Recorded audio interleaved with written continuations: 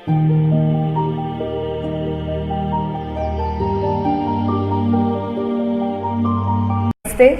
सभी को। मेरा नाम डॉक्टर राधिका केड़कर है। मैं एक साइकेट्रिस्ट हूँ, साइकोथेरेपिस्ट हूँ। अकोला में प्रैक्टिस करती हूँ।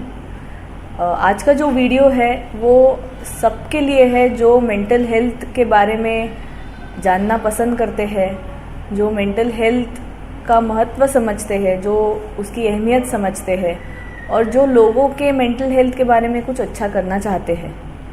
तो उनके लिए आज का वीडियो है। हम देखते हैं कि मानसिक बीमारियां हमारे सोसाइटी में काफ़ी हद तक है, पर उनको पहचाना नहीं जाता और उनके बारे में कुछ किया नहीं जाता। तो काफ़ी लोग सफ़र कर रहे हैं क्योंकि उनको हेल्प नहीं मिल पाती, या फिर वो लेते नहीं है हेल्प, या फिर हेल्प उन तक पहुंचती नहीं है।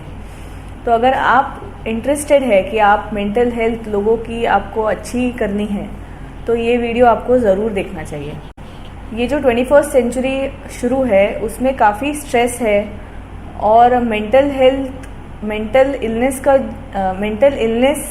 का जो रेट है, या फिर जो प्रेवेलेंस है, या फिर जिस रेट से डिप्रेशन या फिर दूसरी जो एंजाइटी है या फिर दूसरी जो मानसिक बीमारियां है वो काफ़ी बढ़ गई है। उनका इंसिडेंस काफ़ी बढ़ गया है। काफ़ी लोग इससे ग्रस्त है क्योंकि काफ़ी कॉम्प्लिकेट हो गई है आजकल की लाइफ। तो ऐसा कहा जाता है कि 10 में से या 8 में से 1 जन डिप्रेस्ड हो सकता है। आने वाले कुछ सालों में depression will be the top most illness, मतलब सबसे ज़्यादा लोग डिप्रेशन से फाइट करते होंगे कुछ आगे वाले कुछ सालों में, ऐसा प्रेडिक्ट किया जाता है। तो डिप्रेशन ये काफ़ी कॉमन हो गया है और इसका जो इंसिडेंस है वो भी बढ़ रहा है। तो अगर आपको हेल्प करनी है किसी की, या फिर इस चीज़ के बारे में अवेयर होना है, तो आपको कैसे क्या करना पड़ेगा इसके बारे में मैं बताऊंगी। कि अगर आपको ऐसा लगता है कि आपके कोई रिश्तेदार है, आपके कोई जान पहचान वाले लोग हैं, अगर उनका बिहेवियर कुछ चेंज हो रहा है, अगर आपको लगता है कि वो अकेले अकेले रहने लग गए हैं या फिर चिड़चिड़ करने लग गए हैं, ज़्यादा बात नहीं करना चाहते, ज़्यादा सोशलाइज नहीं करना चाहते, या फिर उनका बिहेवियर कुछ अलग हो गया है पहले से, तो बजाय ऐसे कहने की, यानी कि ये तो आजकल अच्छा ही नहीं बात कर रहा, ये तो आजकल इसका मूड ही खराब रहता है, ऐसा कहने के बजाय आप ये कर सकते हैं कि उससे बात करिए, उसको समझने की कोशिश करिए और हो सके तो उसको साइकेट्रिस्ट के पास खुद लेके जाइए।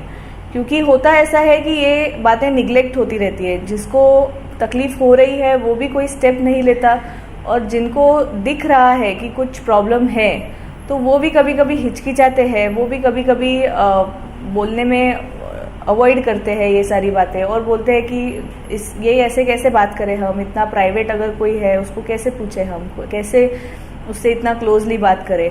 तो थोड़ा आपको ट्राई करना पड़ेगा और आप लेके जाइए उसे साइकेट्रिस्ट के पास लेके जाइए। तो साइकेट्रिस्ट उनको देख के समझेंगे कि क्या प्रॉब्लम है और उसके हिसाब से उनका ट्रीटमेंट भी करेंगे। तो ये हो सकता है। तो आपको सिर्फ इतना करना पड़ेगा कि सिर्फ आपको लेबल नहीं करना है किसी को कि ये ऐसा ही मतलब ये तो बिगड़ गया है, या फिर ये तो आजकल बहुत ही मुंहफट हो गया है। ये सारी चीज़ें कहने के बजाय आप ये कर सकते हैं कि शायद इसको हेल्प की ज़रूरत है। काफ़ी बार बच्चों के साथ भी ये होता है। बच्चों का जो बिहेवियर है वो कभी कभी बदल जाता है। बच्चे चिड़चिड़ करते हैं, बात नहीं मानते हैं, तो उन्हें काफ़ी बार लेबल किया जाता है कि ये तो आजकल बहुत एरोगेंटली बात करता है, इसको तमीज़ नहीं है, इसको किसी की बात नहीं मानने आती, ये ऐसे लेबल किया जाता है और उससे वो प्रॉब्लम सॉल्व नहीं होता, वो प्रॉब्लम वैसे का वैसा रहता है। तो अगर कोई ऐसा व्यक्ति है आपके आसपास जो ऐसा हो रहा है आपके पास आसपास, तो उन्हें साइकेट्रिस्ट के पास लेके जाए, क्योंकि उनका एक इवैल्यूएशन हो जाएगा। और साइकेट्रिस्ट से डरने की कोई बात नहीं है। अगर दवाइयों से आपको डर लगता है तो फिर दवाई मत लीजिए, पर एटलीस्ट एक इवैल्यूएशन हो जाएगा और आपको जो सही लगता है वो आप बाद में कर सकते हैं। पर ऐसा करने से कोई नुकसान नहीं है, साइकेट्रिस्ट के पास जाने से कोई नुकसान नहीं है, उल्टा आपका फ़ायदा ही होगा।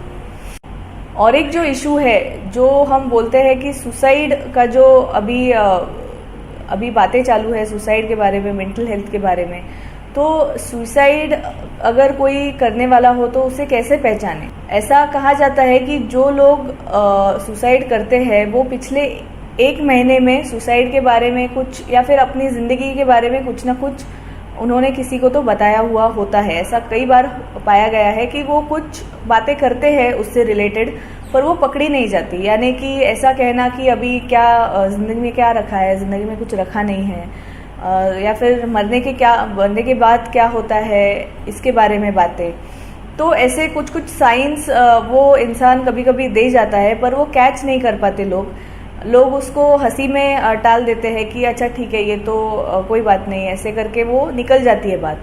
तो अगर ऐसा कोई बात कर रहा है आपसे, तो उसको पूछिए सामने से कि ऐसे कोई आपको विचार आ रहे हैं क्या, सुसाइड के कोई विचार आ रहे हैं क्या, कोई तकलीफ हो रही है क्या, आपको ज़िंदगी में कोई प्रॉब्लम है, कुछ इश्यूज चालू है, कुछ स्ट्रेस है, या फिर कुछ ऐसे थॉट्स आ रहे हैं कि खुद को ख़त्म कर लूँ। अगर आप ऐसा पूछेंगे तो एक मिसअंडरस्टैंडिंग होती है कि अगर आप ऐसा पूछेंगे तो शायद उसे कोई आइडिया मिलेगी सुसाइड करने की। तो ऐसा यूजुअली होता नहीं। आप अगर पूछेंगे किसी को तो वो सुसाइड के तरफ नहीं मुड़ेगा, बल्कि अगर उसके मन में सच में कोई विचार है तो वो शायद चांसेस है कि वो आपको बता पाएगा और आप उससे बात कर पाएंगे। तो इस वहम में ना रहे कि अगर मैं सुसाइड ये शब्द मुंह से निकालूं तो वो आगे वाले के लिए कोई इंसल्टिंग बात है या फिर वो उसे सुसाइड की तरफ लेके जाएगा। ऐसी कोई बात नहीं है। आप ओपनली अगर बात करेंगे तो सामने वाले का कोई थॉट होगा तो वो आपको बता पाएगा, तो उससे फ़ायदा होगा। अगर आप ये चीज़ें डिस्कस करते हैं ओपनली तो इसका फ़ायदा होता है। तो ये सारी कुछ टिप्स है अपने जो इर्द गिर्द जो लोग हैं उनके मेंटल हेल्थ के बारे में सोचने की, और उनके लिए कोई हेल्प आप कर सकते हैं तो करने की। तो ये आप हमेशा ध्यान में रखें, क्योंकि mental health is as important as physical health, बल्कि कभी कभी मैं तो कहूँगी कि ज़्यादा इम्पॉर्टेंट है फिजिकल हेल्थ से। क्योंकि अगर आपका मन शांत नहीं है तो आप किसी में भी आपको मज़ा नहीं आएगा और ज़िंदगी अच्छी नहीं होगी आपकी। तो मेंटल हेल्थ के बारे में ध्यान दें and take care. Thank you.